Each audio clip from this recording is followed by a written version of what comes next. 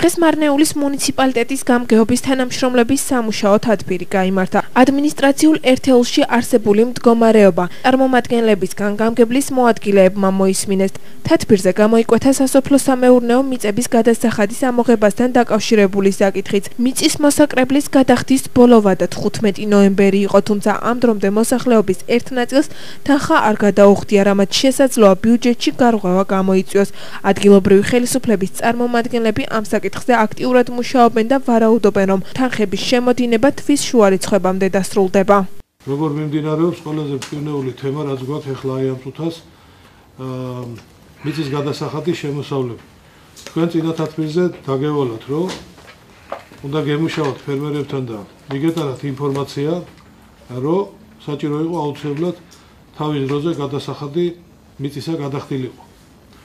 ჩვენ აი ამ წუთას ბიუჯეტის შესრულების პრობლემა არ გვაქვს, მხოლოდ და მხოლოდ აი ამ ერთ პუნქტში გვაქვს გარღვევა, რასაც სასოფლო-სამეურნეო მიწის გადასახადი ქვია, რომლის გადახდის ბოლოვა და 15 ნოემბერი იყო.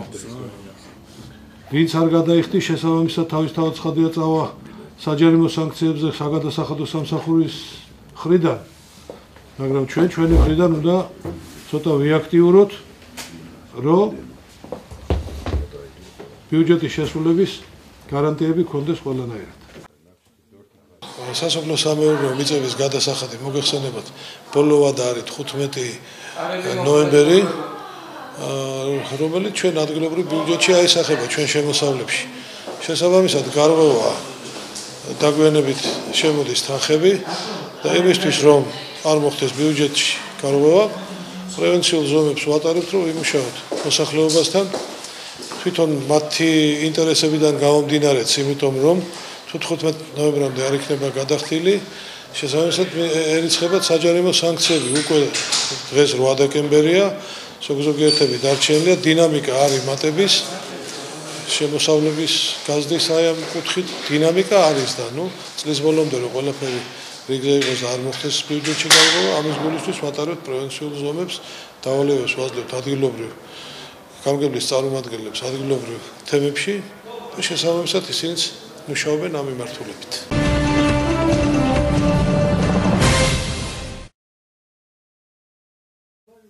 ალგეთის ტერიტორიულ ერთეულში მაწანწალა ძაღლების მომრავლებამ ადგილობრივ მოსახლეობას პრობლემები შეუქმნა. ამასთან დაკავშირებით ადმინისტრაციული ერთეულის სპეციალისტმა ვაგიბ ოჯაჰვერდიოვმა თათბირზე კომენტარი გააკეთა. მისი თქმით, მაწანწალა ძაღლებმა სოფლის მცხოვრებლები დაკბინეს. მისივე თქმით, მსგავსი ფაქტები სოფელში ხშირია. პრობლემასთან დაკავშირებით კომენტარი გამგებლის მოადგილემაც გააკეთა. ზაურ ტაბატაძე ამბობს, რომ მაწანწალა ძაღლების პრობლემა არა მარტო ალგეთში, არამედ მთელს რეგიონში დგას. აღნიშნული პრობლემა გუბერნიის დონეზე განიხილება და სავარაუდოდ ქვემო ქართლში ძაღლების თავშესაფარი გაიხსნება. ჩვენთან ბოლო დროს მაწანწალა ძაღლები მომრავლდნენ. ხშირად კბენენ ბავშვებს, გუშინაც მოხდა ძალიან შემაშფოთებელი ფაქტი. ქუჩაში ძაღლმა 2 ქალბატონი დაკბინა. იძულებულნი ვიყავით სასწრაფო გამოგვეძახებინა. დღეს ამის შესახებ თათბირზეც გავაკეთე განცხადება და ვფიქრობ მალე მოგვარდება. მაწანწალა ძაღლებს რაც შეეხება მაწანწალა ძაღლების პრობლემა არის მთელ რაიონში არა რეგიონში. იმიტომ რომ ჩვენ შარშან წინ და წინა წლებში ვაცხადებდით ტენდერს მაწანწალა ძაღლების დაჭერა და ჩაბარების შესახებ შესაბამის სამსახურში. წელს 2 ჯერ გამოაცხადეთ ტენდერი არ შედგა. ეს საკითხი ითხოვს მიდგომას, კომპლექსურ მიდგომას, იხილება გუბერნიის დონეზე, რომ შეიქმნას რეგიონალური მაწანწალა ძაღლების თავშესაფარი. სადაც მოხდება მათი კურნალობა, ერთ სიტყვით თავშესაფარი, რომელიც უნდა მოხდეს მათი დაჭერა და არა ლიკვიდაცია და გადაყვანა აი ამ თავშესაფარში. სამუშაო პროცესია. ალბათ 2016 წლისთვის ეს საკითხი მოგვარებული იქნება. დღევანდელ დღეს ეს პრობლემა ნამდვილად დგას. მაგრამ ჩვენგან დამოუკიდებელი მიზეზების გამო, რადგან ტენდერი გამოცხადებული რამდენიმეჯერ არ შედგა.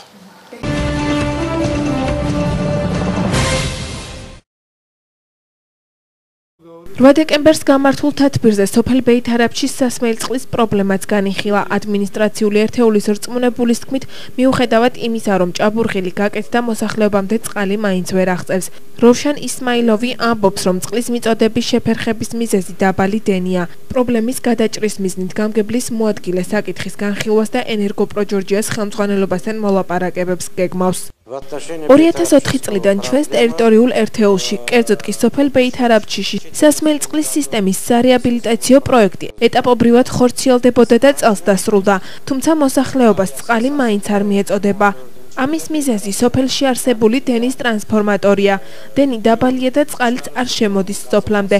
ენერგოპროჯორჯია ინფორმირებულია, ყოველ კვირას გვეუბნებიან მოვალთ შეგიცვლით ტრანსფორმატორზე, მაგრამ არ მოდიან. ბატონი ზაური დამპირდა, რომ ენერგოპროს წარმომადგენლებს დაიბარებს და ამ საკითხზე გაესაუბრება. ძალიან მინდა, რომ წყლის პრობლემა სწრაფად გადაწყდეს. ბეითარაფჩის პრობლემაზე რა თქმა უნდა ვაპირებთ. ბეითარაფჩის პრობლემა გაკეთებულია, ჭაბურღილი მშენებლება იმუშავეს ნორმალურად, გააკეთეს თავისი საქმე მაღალ დონეზე. იქ არის ენერგო სისტემის დარღვევით მუშაობის შემთხვევა.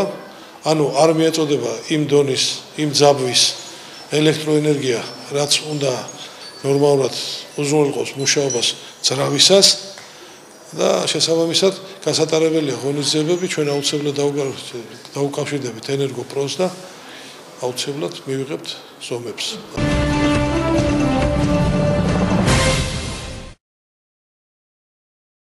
ყიზლაჯლოში თბილისის ქუჩის მცხოვრებლებს სასმელი წყლის პრობლემა აწუხებთ.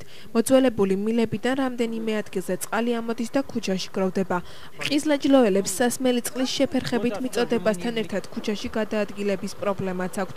ისინი შესაბამის ორგანოებს რეაგირებას თხოვენ. უკვე 5-6 წელია სასმელი წყლის მილები დაზიანებულია. ნახეთ რა მდგომარეობაა. ქუჩაში ნორმალურად ვერ დავდივართ. მანქანასაც კი უჭირს გადაადგილება. 4-5 ჯერ მივმართეთ გაერთიანებული წყალმომარაგების კომპანიას. გასაკეთებლად არავინ მოსულა. რეაბილიტაცია დაახლოებით 10 მეტრის მილს ესაჭიროება. შემდეგ მდგომარეობა გამოსწორდება. რამდენი წელია არ შეცვლილა. გონი 20 წლის უკან გაკეთდა ეს სისტემა. მთავარი მილია გახეთქილი და მრიცხველი წყლითაა სავსე. გვინდა რომ პრობლემა მოაგვარონ.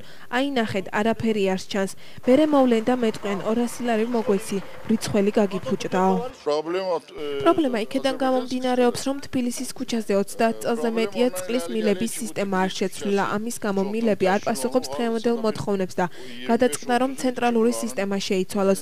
მევთხოლ წყალმომარაგების კომპანიასა და შესაბამის ორგანოებს, რომ რეაგირება დროულად მოახდინონ, რათა საახალწლოდ მოსახლეობა გაახარონ.